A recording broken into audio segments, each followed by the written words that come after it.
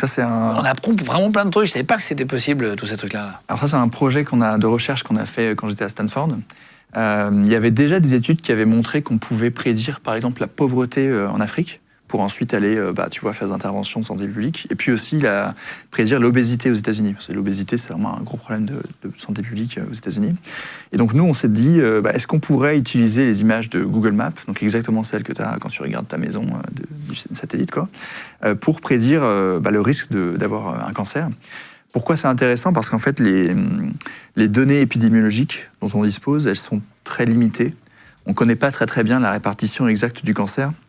À tel point d'ailleurs que là, hier, je crois, il y a eu le vote à l'Assemblée nationale sur la constitution du registre national des cancers, explicitement pour ce but-là. Mais donc le travail dont je te parle, c'était fait il y a 5 ans. Et donc on a entraîné une IA à regarder des images de satellites, 700 000 images de satellites, qui correspondaient aux 7 plus grosses villes américaines, 14,5 millions d'habitants, et à trouver les caractéristiques d'environnement ou d'architecture sur l'image satellitaire qui sont prédictives du risque d'avoir un cancer.